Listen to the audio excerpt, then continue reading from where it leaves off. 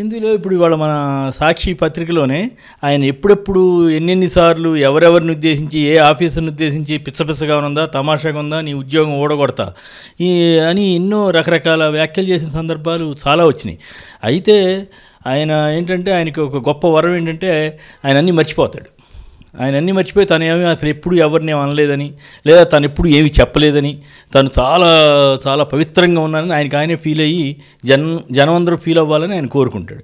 నిజానికి నిన్న జరిగినటువంటి ఘటనలో చూస్తే అక్కడ జగన్ గారు వాళ్ళిద్దరిని ఉద్దేశించి అన్నారని అయితే నాకు అనిపించలే. జనరల్గా ఇట్లాంటి అక్రమాలు చేస్తే జైలుకి వెళ్తారని అన్నారు. అది జనరల్ స్టేట్మెంట్ తప్ప పనిగట్టుకుని వాళ్ళని అన్నట్లుగా నాకు అనిపించలే.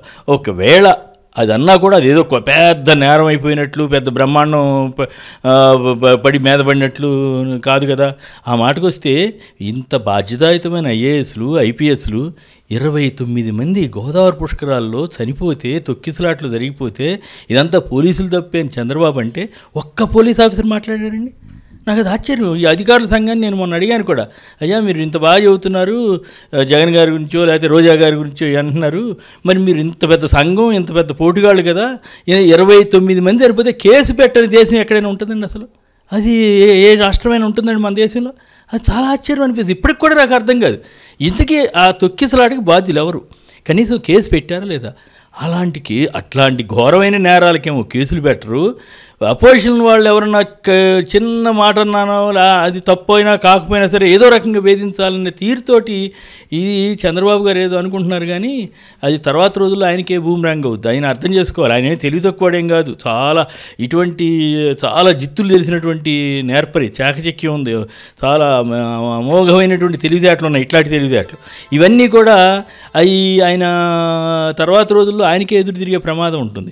అది ఆయన అర్థం చేసుకోకుండా కేసులు పెట్టేసాం అనే సంబరాలు చేసుకుంటే అది ప్రజాస్వామ్యానికి మంచిది కాదు. అట్లాగే అధికారంలో ఉన్న వాళ్ళకి ఎప్పుడు అధికారంలో ఉంటారని భ్రమపడితే అది ఎప్పుడప్పుడు వాళ్ళకి ఎదురు దెబ్బ తగులుతుంది. ఎలకాలం ఒకళ్ళే అధికారంలో ఉంటారు కదా, ఇంకెంతకాలం ఉంది? 2 ఏళ్లలో ఎలక్షన్ రాబోతున్నాయి. ఆ సంగతి కూడా ఆయన గుర్తుంచుకోవాలి. జనంలో ఒక రకమైన వాతావరణం ఉంది. ఇప్పటికే ప్రభుత్వం పైన రకరకాల విమర్శలు ఉన్నాయి. వాటన్నీ తట్టుకుని, వాటిని ఎదుర్కొని, మంచి చెడు ఆలోచించి మంచిగా చేయాల్సినటువంటి తరుణం. అసలు ఇప్పుడు ఇష్యూ ఏంటి? అక్కడ దివాకర్ ట్రావెల్స్కి సంబంధించిన బస్సు పడింది. అది ఎవరు తప్పు? ఎట్లా తప్పు? ఆ దివాకర్ ట్రావెల్స్ బస్సు మీద గతంలో పాలెంలో జరిగినప్పుడు ఇదే తెలుగుదేశం నాయకులు ఎన్ని విమర్శలు చేశారు, ఎట్లెట్లా కామెంట్ చేశారు. మరి ఇప్పుడు అసలు ఆ ఇష్యూ వదిలేసి ఇదేదో తుమ్రీ ఇష్యూ, పనికిమాలిన చిన్న ఇష్యూని పట్టుకుని పెద్ద ఏదో రాద్ధాంతం చేస్తే ఇది ఎట్లా అవుతుంది? కానీ జరుగుతాయి. ఇట్లాంటి ప్రతిపక్షంలో ఉన్నప్పుడు ఇట్లాంటి ప్రాబ్లమ్స్ తప్పు. చంద్రబాబు గారు వ్యక్తిగత హననం చేయటంలో నాకు తెలిసి దేశంలోనే ఇంత తెలివితేటలు ఉన్న మనిషి ఇంకెవరు లేరు. ఎవరినైనా సరే బురద వేస్తారు, ఆ బురద కడుక్కోమని చెబుతుంటారు. అది ఆ విషయంలో ఆయన దిట్ట. ఎందుకంటే గతంలో అనేక సందర్భాల్లో కాంగ్రెస్ నేతల మీద ఏమేమి రకాల ఆరోపణలు చేసింది ఇవన్నీ చూసిన వాళ్ళలో ప్రత్యక్ష సాక్షుల్లో నేను కూడా. ఆ మాటకు వస్తే ఎన్టీ రామారావు మీదే వేశారు ఈయన. కాబట్టి ఈ మిగతా వాళ్ళది ఇప్పుడు ఆయన ఎన్టీ రామారావు చాలా గొప్పడు, నేను చాలా ఆయనకు ఆదర్శం, నేను వారసుడు అని చెప్పుకోవచ్చు, అది వేరే విషయం. కానీ ఎన్టీ రామారావుని ఏం చేసింది, ఎట్లా చేసింది, ఆయన పదవి దించిన తర్వాత ఆయన జీవించి ఉన్నప్పుడు చంద్రబాబు గారిని ఎన్టీ రామారావు గారు ఏమన్నది, ఎన్టీ రామారావు గారు చంద్రబాబు గారిని ఏమన్నా తెలుసా?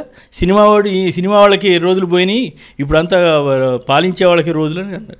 ఇప్పుడేమంటారు? అసలు ఎన్టీ రామారావు అంత ఆదర్శవంతుడు, నేను ఆయన తర్వాత ఆయన వారసుడు. అంటే ఇవన్నీ ఎందుకు చెబుతున్నానంటే, ఒక పద్ధతి లేకుండా ప్రజాస్వామ్యయుతంగా గనక వ్యవహారాలు చేయకుండా ఇష్టమైనట్టు జగన్ గారి మీద లేదా ఇంకొకరి మీద కేసులు పెట్టుకుంటే వీళ్ళతో అంటూ మొదలు పెడితే దానికి అంతం ఉండదు. రాజకీయాల్లో ఇవి చాలా ప్రమాదకరమైన ధోరణి. ఈ గతంలో ఆ 9 ఏళ్ల టైంలో ఏమాట కాబట్టి ఇంత ఘోరంగా కాకపోతే రాజశేఖర రెడ్డి గారి మీద ఏయోటి బురదయటానికి ప్రయత్నం చేసేవాడు తప్ప ఇట్లా కేసులు పెట్టడాన్ని ఇట్లాంటి హడావుడి చేసినట్టు తక్కువ. పెట్టినా కూడా ఎట్లాంటి అప్పుడు కూడా జరిగినాయి ఎలక్షన్ కేసులు ఇట్లాంటివి ఉంటే ఆయన మీద ప్రచారం చేసేవాడు. బోల్డ్ కేసులు ఉన్నాయి అంటే ఆయన పాపం వివరణ ఇదేందా నా మీద కేసులు అంటాడంటే, బ్యానర్ కట్టినట్టు ఎలక్షన్ టైంలో బ్యానర్ కడితే కేసు అంట. ఇట్లాంటివన్నీ ఆయన మీద కొడితే ఆయన చివరికి ఆ 26 కేసులు అని చెప్తుండేవాడు. చెప్తుంటే ఆయన రాజశేఖర రెడ్డి గారు మొత్తం అన్ని కొట్టేసి, అయ్యా బాబు ఈ చెత్త కేసులని పోయి నా మీద కేసే లేదని చెప్పాల్సిన పరిస్థితి వచ్చింది ఆ రోజున. అంటే ఈయన తత్వం ఏంటంటే తను చాలా పవిత్రుడు, చాలా నీతిమంతుడు, భూప్రపంచం మీద ఇంకెవ్వరు లేరు ఈయన తప్ప, మిగతా వాళ్ళందరూ అపవిత్రులు అసలు అని ఈయన తట్టెడు బురదేయటం, కడుక్కోమని చెప్పటం. ఇది తత్వం. అదృష్టమో దురదృష్టమో ఆయనకి అవకాశాలు వస్తూ ఉంటాయి. అట్లా సరే నడిచిపోతుంది, నడిచినంతకాలం నడుస్తుంది. కానీ నిన్న నందిగామలో జరిగిన సంఘటనలో అయితే ఏంటంటే ఇక్కడ ఇంకొక సలహా కూడా ఇవ్వాలి ప్రతిపక్షం వారికి, జగన్కి కానీ లేకపోతే ఇంకెవరికైనా సరే. అధికారంలో ఉన్నవాళ్ళు ఎన్ని రకాల జిత్తులు వేస్తున్నారు, వాటిని ఎదుర్కోవడంలో మనం వ్యూహాత్మకంగా వెళ్ళాలి. లేకపోతే ఇట్లాగే ఏదో ఒక వేధింపు చర్యలకి పాల్పడతారు. రన్వే మీద ఆపేసినటువంటి చరిత్ర ఎక్కడైనా చూసామండి? మనం చూసాం. జగన్ గారిని రన్వే మీద ఆపారు, రోజా గారిని కూడా రన్వే బయట ఆపారు. సో ఇవన్నీ ఏంటి అంటే వాళ్ళు సహించలేకపోతున్నారు. వీళ్ళు ఎక్కడ గట్టి పోటీదారులు, గతంలో ఇంత స్ట్రాంగ్ అపోజిషను లేదు, ఉన్నా కూడా ఈ రకమైనటువంటి విభజన తర్వాత ఏర్పడిన పరిణామాల్లో చాలా స్ట్రాంగ్గా కనపడుతున్నారు.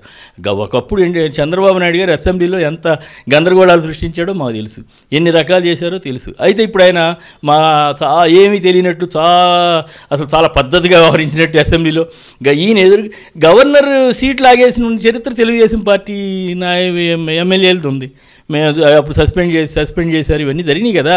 అసలు ఏమీ జరగలేదు, చాలా తెలుగుదేశం విలువలతోటే ఉంది అంటే ఒకప్పుడు మొదట్లో ఎన్టీ రామారావు గారు కొన్ని ఆదర్శాలు పాడు అవన్నీ చాలా పద్ధతిగా ఉండాలని ఒక ఆలోచనతో వచ్చిన మాట నిజం. దాంట్లో నాకేం భిన్నాభిప్రాయం లేదు. అయితే కాలక్రమేణా చంద్రబాబు గారి నాయకత్వంలోకి వచ్చిన తర్వాత మొత్తం విలువలతో సంబంధం లేదు, ఫిరాయింపులు, ఈ రకంగా అపోజిషన్ వాళ్ళ మీద కేసులు. ఏంది ఇది అసలు? ప్రజాస్వామ్యమా లేకపోతే నియంతృత్వమా? అంటే ఆయన కొడుకు, ఆయన మనవడు, వీళ్ళందరూ ఒక 30-40 ఏళ్ల పాటు ఏలాలనేటువంటి ఒక కాంక్ష, ఒక లోపల ఆలోచన. అది కాంక్ష అయితే తప్పులేదు, కానీ అది దురాలోచనగా మారకూడదు. ఇతరుల్ని అది ఇతరుల మీద దాన్ని బండలేసే రకంగా మారితే ఏమవుతుందంటే అది ఆయనకే నష్టం చేస్తే అది వికటిస్తుంది కూడా. ఎలకాలం అట్లా సాధ్యం కాదు కదా. ఇదేమి ఒకప్పుడు అనువంశిక పాలన కాదు కదా. నిజంగా ఆశయం ఉండటం తప్పులేదు, కోరుకుండొచ్చు, తప్పేం కాదు. కానీ దానికోసం ఎదుటి మనుషుల్ని వ్యక్తిత్వ హననం చేయటం, వాళ్ళని కేసులు పెట్టి వేధించడం, ఇట్లాంటి చేయటం వల్ల ఎలకాలం ఉంటారనుకుంటే అది పొరపాటుని మాత్రం గట్టిగా చెప్పాలి. తెలుసు, నేను అప్పుడు చూసేవాడిని కదా. పాలెం ఘటన జరిగితే అది కూడా దివాకర్ ట్రావెల్స్ కదా సంబంధించిందని బయటకు వచ్చింది కదా. జబ్బార్ ట్రావెల్స్ కాదు, దివాకర్ వాళ్ళదే అని తెలిసింది కదా. తెలిసిన తర్వాత TV9 ఛానల్ నాకు ఆశ్చర్యం, చాలా విపరీతమైనటువంటి ప్రచారం చేసింది. చాలా నష్టం జరిగిపోయింది, అసలు మొత్తం చాలా దారుణమైనటువంటి ఘటన, ఇంత దారుణమైన ఘటన అసలు ప్రపంచంలో జరగలేదని సంవత్సరం తర్వాత కూడా మళ్ళీ దానికి గుర్తింపు చేస్తూ కొవ్వొత్తుల ర్యాలీ అని అవన్నీ చేసింది. కానీ మరి ఇక్కడ కూడా ఇంత పెద్ద ఘటన జరిగింది, 10 మంది చనిపోయారు, అంత ఘోరంగా జరిగితే అసలు కనీసం దాని మీద ఎట్లా కేసు ఫాలోఅప్ చేస్తున్నారు వదిలేసి అంతే డైవర్షన్ టాక్టిక్స్ అనమాట. ఎక్కడ ఇది దురదృష్టం ఏంటంటే మొత్తం మీడియాని మేనేజ్ చేసే పరిస్థితిలో ప్రభుత్వం వెళ్తూ ఉంది. దాంతో ఏమవుతుంది, భయపడుతున్నారు. TV9 కావచ్చు, ఇంకోళ్ళు కావచ్చు, కొందరేమో కావాలని లైన్ తీసుకుని ప్రభుత్వ అనుకూల లైన్ తీసుకుని కొందరు ఉంటున్నారు, కొందరేమో భయపడుతున్నారు. సో మీడియాని భయపెట్టి కూడా వాళ్ళు అట్లా మేనేజ్ చేస్తున్నారు. ఇది మరి ఈ ప్రశ్న సహజంగా అందరూ వేస్తారు కదా. అప్పుడు ఇది తెలుగుదేశం వాళ్ళు ఆ రోజుల్లో తిట్టారు కదా దివాకర్ రెడ్డిని, ఇప్పుడు అలా ఆయన పార్టీలో ఉన్నాడు కాబట్టి. అసలు మొత్తం నా అభిప్రాయం ఏంటంటే ఆ రోడ్డు ప్రమాదం ఇన్సిడెంట్ని జనం మర్చిపోయి జగన్ మీద ఏదో కేసు వచ్చింది అనే ఒక ఫీలింగ్ ప్రచారం తీసుకొచ్చి ఆ కేసుని బరాబర్ పాత్ర వేయాలనే ఉద్దేశంతో చేస్తున్నారేమో అన్న అనుమానం కలుగుతోంది. లేకపోతే అదే చంద్రబాబు నాయుడు గారు లేకపోతే ఈ పాటికి ధూమ్ ధామ్ అంటే అంత ఎత్తిన ఎగిరేవాడు. అసలు ఏం చేస్తున్నారు, ఏమిటి డ్యామ్ డూమ్ అని ఒక 4 సమీక్షలు 5 టెలికాన్ఫరెన్స్లు గందరగోళం చేసిండేవాడు. మరి వాళ్ళు ఎందుకు చేయట్లేదు? దాని మీద చేయాల్సింది పోయి జగన్ గారి మీద ఏదో పనికిమాలిన కేసు పెట్టారంటే ఆ కేసు పెద్ద పెద్ద మీటింగుల్లో అదేదో పెద్ద ప్రపంచ సమస్యలాగా ఆయన మాట్లాడుతున్నాడు. అంటే ఆయన ఎంత బలహీనంగా ఉన్నాడు అనడానికి ఇది ఒక ఉదాహరణ అని మాత్రం నేను చెప్పాలి.